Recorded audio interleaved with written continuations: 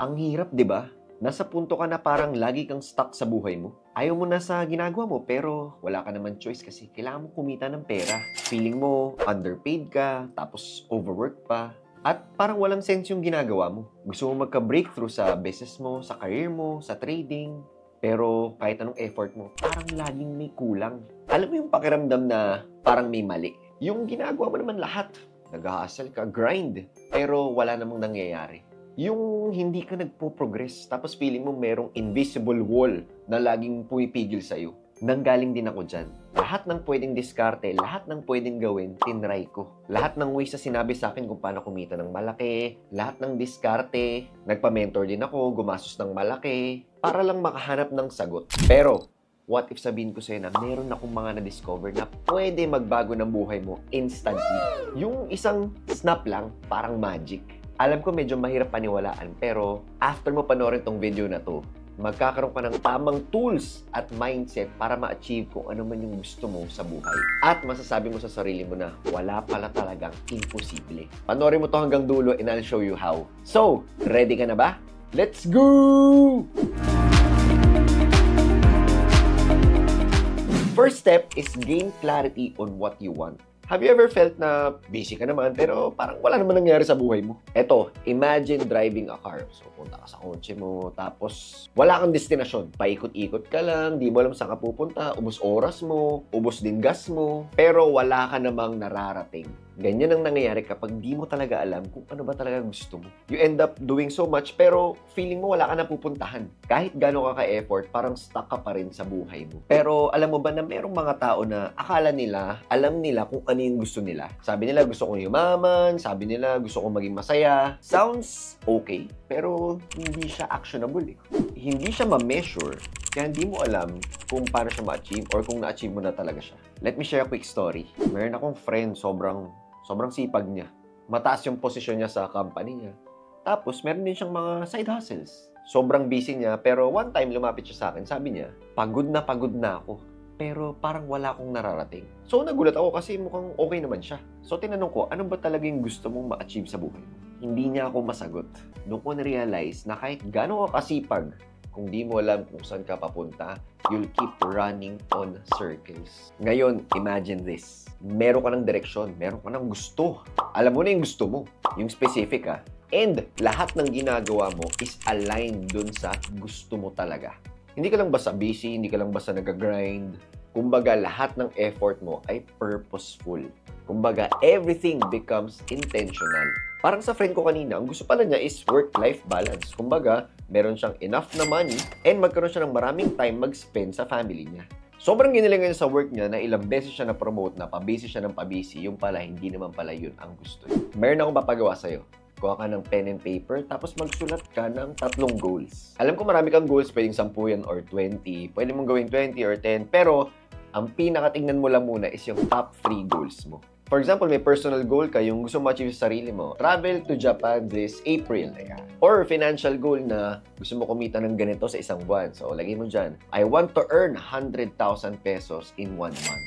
Or per month. Or pwede ring health goal. Gusto mo ba makapag-gym ka na 3 times a week? Or makapag-lose ka ng 5 kilos in 6 months. Ganun. Kung klaro ang goals mo, mas ma-excite ka and mas madali na yung decision making. Ito bonus, baka iba alam na to kasi sinabi ko to sa mga previous videos ko. Tawag dito is end state or state of the wish fulfilled. Instead of stressing out yung mga kailangan mo gawin today, now, na mag-a-act ka, tuloy-tuloy ka, power ka, imagine mo, fast forward, 1 year, 3 years, 5 years, 10 years, ikaw bahala, na na-achieve mo na lahat ng goals mo. Detalyado dapat Pwede mo imagine na kung saan ka na nakatira, or ano na yung kotse mo, ano na yung trabaho mo, saan ka nagbakasyon ng family mo. Pili ka lang ng isa, tapos i-loop mo lang siya. For example, imagine mo na yung online bank mo meron ng 7-8 figures. Tapos paulit-ulit lang yun. Parang pag nag-SM ka, di ba? Paulit-ulit lang yung kanta nila na we got it all for you. Hanggang pag-uwi mo, yun yung naisip mo. Kumbaga, napunta na siya sa subconscious mo. And that's the goal. Na mapunta talaga sa subconscious mo yung end state mo.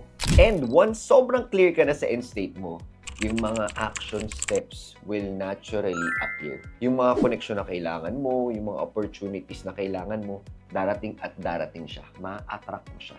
Huwag mo isipin kung paano, darating lang siya. So, ang ginawa ko, yung mga top goals ko, ginawa kong wallpaper ng cellphone. Para pag nakita ko siya, ayan, instate mo lang siya. Kahit mga 1 minute lang. Ganun. Ang kagandahan kasi nito, hindi lang basta yung action mapapalitan. Pati yung beliefs mo sa sarili mo, mapapalitan. Which brings me to my next point. Number 2 is rewire your beliefs. Coach, meron naman akong goals Tapos sobrang gusto ko talaga yan. Ang tanong, kaya ko ba yan? Pang matalino lang yan pang mga nag-graduate lang yan pang may mga connection lang yan Hindi naman ako college, wala akong ganyang skills, hirap ako sa computer. Ops. I want you to stop right there. Yan yung mga beliefs mo. And they could be the invisible chains holding back your success. Kwento ko sa yung ibon na nasa cage. Bata pa lang siya, nandun na siya. Tapos, every time na tumitingin siya sa bintana, nakikita niya yung mga ibon na lumilipad. Ang twist dito is hindi alam ng bird na bird siya. Kasi simula't simula, nandun na siya sa cage. So sabi niya, gusto ko ng ganun yung lumilipad. Kaya alam, hindi ko naman kaya. Mahuhulog lang ako, mamamatay lang ako. Tingnan mo, pag gumagayin ako, wala namang nangyayari. Then one time, binuksan yung cage niya. Sabi nung nagbukas, sige na, labas ka na, lipad ka na.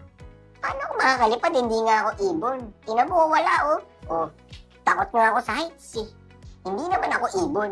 Biglang may isang ibon na bumisita sa kanya at sabi, bakit nandyan ka lang, nakabukas na yung cage mo? Sinabi niya ulit. Ang gagawin ko, hindi naman ako ibon, mamatay ako So sabi niya, paano ka nang hindi ibon? Tingnan mo yung salamin. Pareho tayo ng itsura. So, ibon ka. Ganyan nag-work yung mga limiting beliefs. They convince you na you are never enough.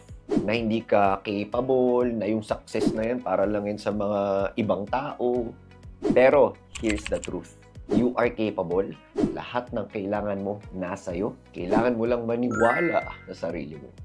Palitan lang natin yung mga negative beliefs into positive. Now, imagine this. Instead of saying na, hindi ko kaya mag-power rex, ang hirap naman yan. Sasabihin mo na, ang bilis kong matuto. Ang galing ko pala. Yung sabihin mo hindi ka magaling, palitan mo ng, ang galing, nag-i-improve ako araw-araw. Small mindset shifts could create massive changes in your life. Think of it like, your mind is a garden. Pag nagtanim ka ng masamang damo, ang tutubo ay masamang damo. Pag nagtanim ka ng positive, ang tutubo ay positive. It all starts sa thinking mo. Kaya yung iba, di ba, sinasabi nila, sabihin mo araw-araw na I am capable, I am the best, ganyan. Pero wag mo silang gagayahin na kung ano yung language mo, yun yung sabihin mo. For example, di ka naman nag-English di ba? Sabihin mo, sobrang galing ko, sobrang lupit ko. Kung ano yung language na mafe-feel mo talaga. Kung paano ka magsalita talaga. So ito yung papagawa ko sa'yo, Sulat ka lang ng 3 limiting beliefs na meron ka ngayon. And then, i-rewrite mo siya into empowering beliefs. So for example is, ang limiting belief mo ay, hindi naman ako magaling mag-business. Palitan mo siya ng, I am a successful businessman. O, di ba? End state agad. Sobrang laking possibility rin kasi na na-develop mo yung mindset na yan simula pagkabata ka, sa mga kasama mo, sa family mo. Or pwede rin naman sa mga napapanood mo. Which brings me to a principle na i-share ko sa'yo. Ito talaga, sobrang lupit nito. Tawag dito ay garbage in, garbage out. Or GIGO. Imagine this, Monday morning, puyat ka, hirap na hirap kang bumangon, nag-snooze ka ng 5 beses. Then, nung bumangon ka na, uminom ka kagad ng Coke. Tapos, tignan mo agad yung TikTok, nag-scroll ka kagad. Then, after nung lahat, nung 1 to 2 hours yun, naupo ka na sa work desk mo, tumingin ka sa to-do list mo, tamad na tamad ka, hindi ka makafocus. Parang kahit anong pilit mong mag-isip yung utak mo, wala talaga. Ang bigat. Ang hirap, di ba? Nakakainis. Here is the hard truth. Yung input mo, what you eat, what you consume, and who you surround yourself with, yan ang dahilan kung bakit ang output mo, which is yung energy mo, yung focus mo, yung results mo, ay garbage.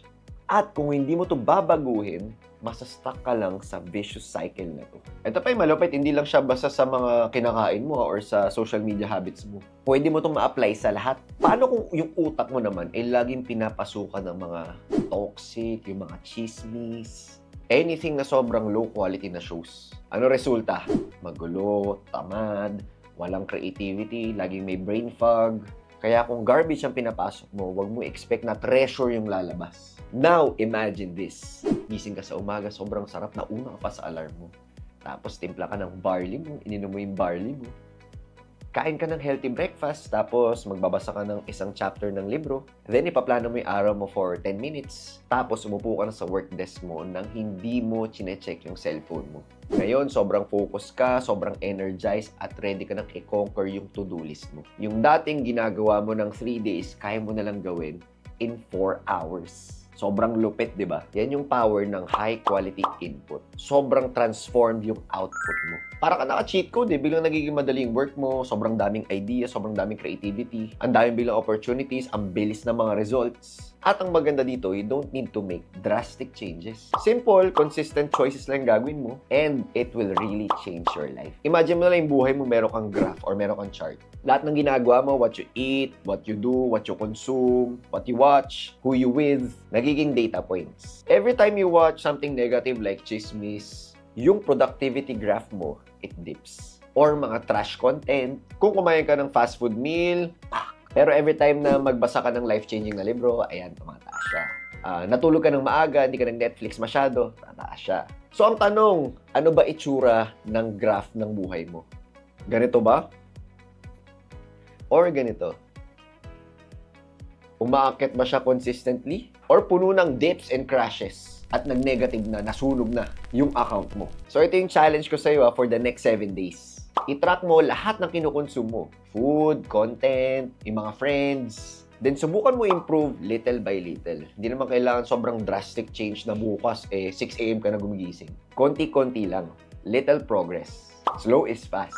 And then makikita mo rin unti-unti changes in your energy, focus, creativity, and results. Kayang-kaya mo yan. Hatakan tayo pataas. Kita ka sa next video.